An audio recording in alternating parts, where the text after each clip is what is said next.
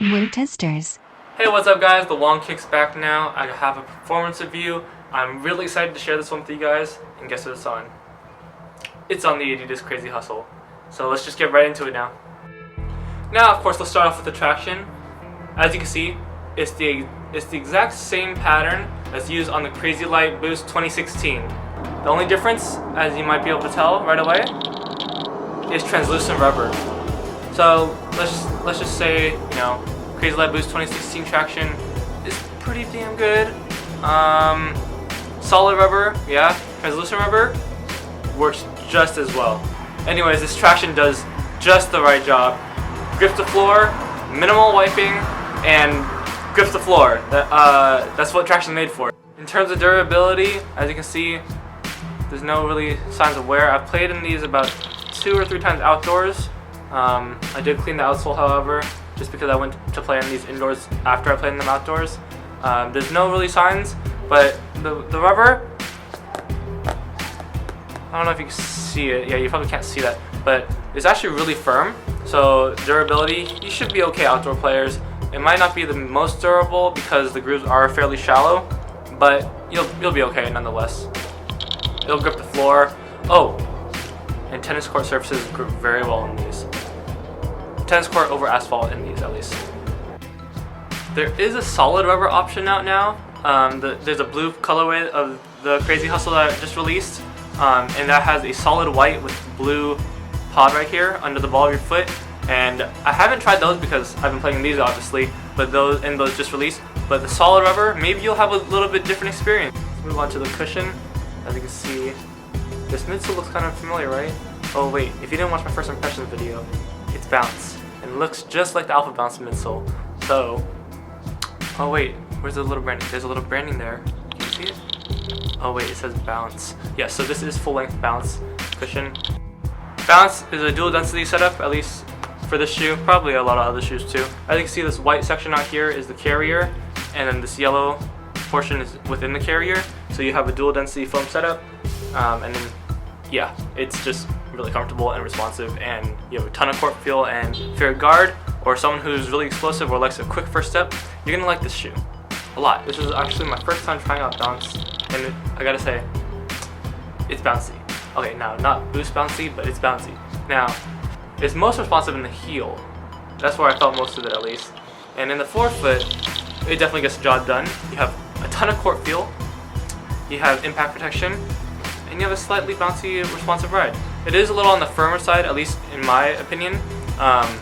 Maybe it's just because this is the first Bounce shoe I played in, and it could be that the shoe is on the firmer side of Bounce compared to, say, like the D-Lillard 2 or the Dame 3. I haven't played in those, but you never know. So these, I gotta say, definitely are, Bounce is worth the money, and every Bounce shoe is pretty much priced at a low price point. So if you're looking for cheap impact protection, court feel, and responsiveness, Bounce is the way to go. Now, I think this is the most interesting part of the shoe, the materials. Let's just get right into it. Now, as you can see, it's basically just a knit. But wait, right there, you see it split, the material split. So you have this knit, right?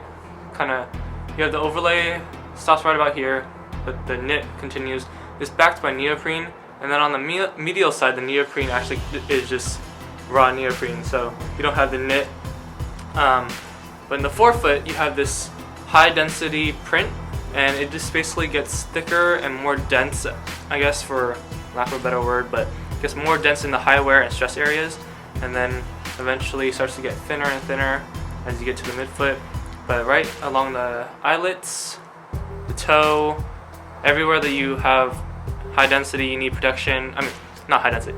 Everywhere that you have high wear and you need protection, you're gonna be covered.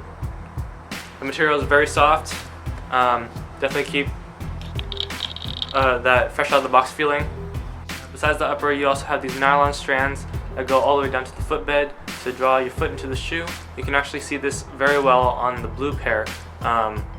There's a blue pair that just dropped, and it's a completely different upper, completely different design almost, I want to say. But you can check that out at weartesters.com. I'll leave a link to that post in the description box below. But these nylon strands go all the way down to the footbed, so So when you lace the shoe up, you'll just be drawn right onto the footbed. And my only nitpick of the shoe, really, like my biggest nitpick would be the laces. They just feel super cheap. I don't know why, but they don't feel strong. Now every time I lace the shoe up, I feel like I was about to rip the laces because I would just be pulling, and I feel like the lace would just rip if I was gonna pull too hard. So I guess that's just one nitpick, but you know, I can always probably fix that if I just had an extra set of laces. So next up we have the fit of the shoe. Now this shoe, Adidas came correct with the sizing. Honestly, I got a size 10. That's my normal size in almost any shoe, and it fit me perfectly. And the biggest part, like the best part of the fit, I think, is that my friend, he's a size 10, and he has a slightly wide foot, so he gets a 10.5 in most shoes just because it fits him better, you know, because you need the extra width if you have a wide foot. But he tried this shoe on, played in it for a little bit, and he said that it fit him. So Adidas came correctly sized. Now, if you have a slightly wide foot, I would still recommend going true to size. If you have a normal foot, go true to size. You're gonna be safe. Now, the lockdown in the shoe, A1. You have these nylon strands, as you can see, and they just draw your foot down into the footbed once you lace up. Acts like little fingers, I guess you could say. You know, there you go. You're into the footbed. And once you're laced up, you have these laced up correctly. You're not going anywhere. Now, assuming you get the correct size, and trust me, get the correct size. If you don't get the correct size, you're gonna have heel slippage. But if you get the correct size, you don't have any heel slippage. Back to the bottom of the shoe for the support. Let's start here.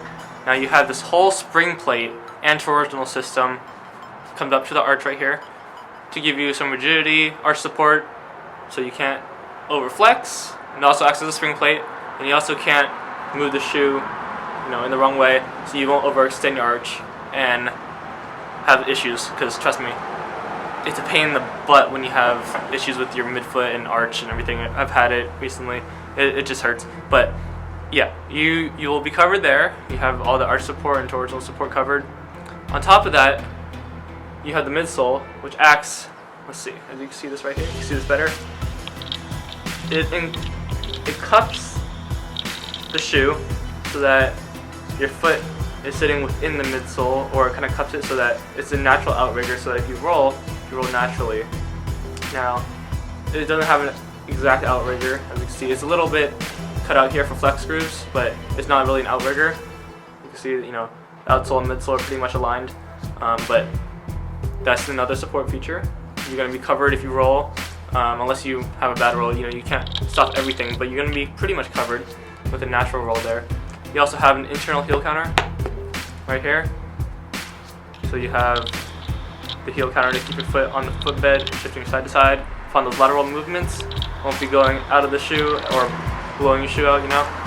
Then you also have, like I said earlier in the fit section, you have the nylon strands and the lacing system just to keep your foot down onto the footbed and keep you locked in. Where does this shoe go? It's definitely a solid shoe. There's nothing I can really complain about the performance besides the laces. And honestly, when it comes down to it, that's not even about the performance, because you can just switch the laces out and you're good to go again. Now, there's all the performance features that anyone can need. You got excellent traction. You got bounce cushioning. If you haven't tried bounce yet, you probably got to try it. You have soft materials with fused overlays for protection, and it's ready to go out of the box. You have excellent fit, excellent lockdown, and you have a ton of support features, so you're covered from almost any standpoint. Now, overall, I can't complain about the Adidas Crazy Hustle. Retailing at $100, and honestly, these are bound to hit sales prices, if not outlets, soon, because it's a slept-on model. No one really knows about it, but for $100, you can't go wrong with this. You have excellent traction again, cushion, bounce cushion, soft materials, excellent fit and lockdown, and then we'll add a sixth one, I guess, because lockdown and fit should be the same. But let's sit, have excellent support. Now, if you want to see my official scores or a written review, check out the review on weartesters.com. You can see a link in the description box below. As always, if you guys like the video, or if you guys are new to my channel, please subscribe and help me out. Also, stay tuned for more performance reviews in the future. Alright guys, see you.